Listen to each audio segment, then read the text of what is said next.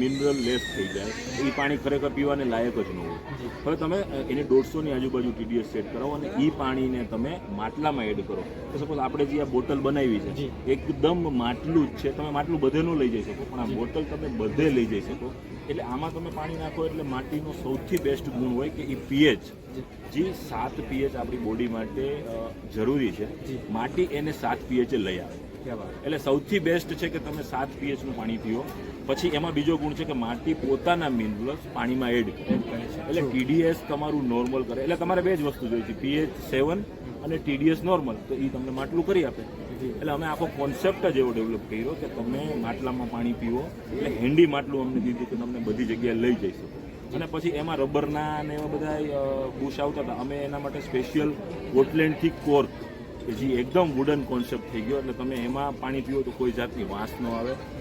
લાકડાનું બુચ અને માટીની બોટલ, એટલે બેસ્ટ નેચરલ કોન્સેપ્ટ. જી, અને આ જે રીનેચરની બોટલ છે એ મારી પાસે પણ છે, હું પણ યુઝ કરું છું. અને હમણાં આમાંથી મેં 2 ઘૂંટડા પાણી પીધું, પણ 2 ઘૂંટડામાં જે સંતોષ થયો છે કદાચ ફ્રીજમાંથી આખી બોટલ પીધા પછી પણ સંતોષ ના થાય. અને આની એક મીઠાશ એકદમ તમને એવું લાગે કે તમે ગામડામાં બેઠા છો અને માટલાનો આનંદ લ્યો છો. અમારો મેઇન પર્પસ જ એ છે કે તમે લાઈફસ્ટાઈલ મોડર્ન જીવો, પણ તમારા ટ્રેડિશન કલ્ચર તમારી સાથે ચાલે. એટલે અમે એવી જ પ્રોડક્ટ ઉપર અત્યારે કામ કરીએ છીએ કે તમે રિયો એસીમાં ભલે ગાડીઓ ફેરવો, પણ પાણી માટલામાં પીવો અને જમવાનું હાંડીમાં. જી, એટલે કે 24/7 આ તમારી પાસે તમારું પર્સનલ માટલું, કે તમે ગાડીમાં જતા હો તો પણ આ તમારી પાસે હોય. અને લગભગ અત્યારના વેધરની જો વાત કરીએ તો લગભગ 30-32ની આસપાસ ટેમ્પરેચર હશે, પણ તમે આને અડો ને તો એવું જ લાગે કે હમણાં જ આ ફ્રીજમાંથી બોટલ મેં કાઢી છે. એટલું ઠંડુ છે, એટલે તમે સમજી શકો છો કે અંદર પાણી કેટલું ઠંડુ હશે. તો આ સરસ મજાની જે પ્રોડક્ટ છે રીનેચર બનાવી રહ્યું છે. અને હા, સ્પેશિયલી હું જેની વાત કરવા જઈ રહ્યો હતો, પ્રકાશભાઈના હાથમાં છે અત્યારે હાંડી.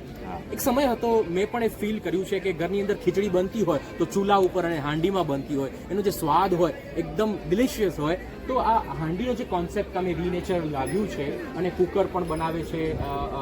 કુકરને અમે એકચ્યુઅલી સબસ્ટિટ્યુટ કરી છે કે તમે કુકર ન વાપરો. જનરલી શું થાય કે અત્યારે સુગરના અને બ્લડ પ્રેશરના જે મેઇન પ્રોબ્લેમ છે, એનું મેઇન રીઝન અમારા હિસાબે, અમે બધા જે ડોક્ટરો સ્ટડી કરતા હોય, એનું મેઇન રીઝન છે પ્રેશર કુકર છે. કે પ્રેશર કુકરમાં તમે કંઈ પણ ફૂડ બનાવો તો બધા જ ન્યુટ્રિશન એમાં ઝીરો થઈ જાય, કારણ કે પ્રેશરથી પાકે, એમાં ઝાઝું પ્રેશર આવે. એટલે આપણા જે પોષક તત્વો હોય ને એ પ્રેશર સહન ન કરી શકે તો એ મરી જાય. એટલે કોઈ પણ ફૂડ હોય એમાં ન્યુટ્રિશન ઝીરો થઈ જાય. હવે તમે પ્રેશર કુકરનું ફૂડ લ્યો તો તમે ખાલી પેટ ભરવા માટે જ ફૂડ લ્યો છો, ખાલી ચરબી જ નાખો છો, એમાં ન્યુટ્રિશન ઝીરો હોય, પોષક તત્વો ઝીરો હોય. એટલે અમારો મેઇન મોટિવ હતો કે માણસો હાંડીમાં જમે.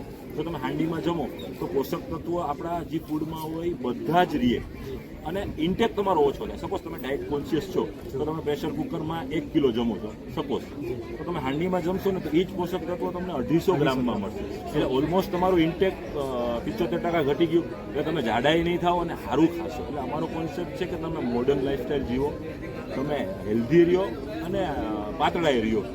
સ્લીમ જેને રહેવું હોય તો હાંડીમાં, ખરેખર સ્લીમ માણસો હાંડીમાં જ જમવું જોઈએ. પ્રેશર કુકરમાં જમશો તો કોઈ તમે પાતળા નહીં થાવ.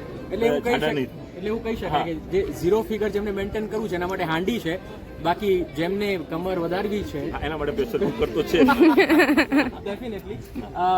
રીનેચરની વાત કરીએ તો કઈ કઈ એવી પ્રોડક્ટ છે રીનેચરની કે જે અત્યારે આપણે ડેવલપ કરી રહ્યા છીએ? અને હવે તો એવું પણ સાંભળ્યું છે કે તમે લોકો ઓનલાઈન માધ્યમથી સેલિંગ ચાલુ કરી છે, ડિજિટલ મીડિયમથી પણ તમે અત્યારે સેલિંગ ચાલુ કરી છે, તો એ મને પણ જણાવજો. અમે છે ને, અમે શરૂઆત કરેલી કે પ્લાસ્ટિકની સામે અમે શું ડેવલપ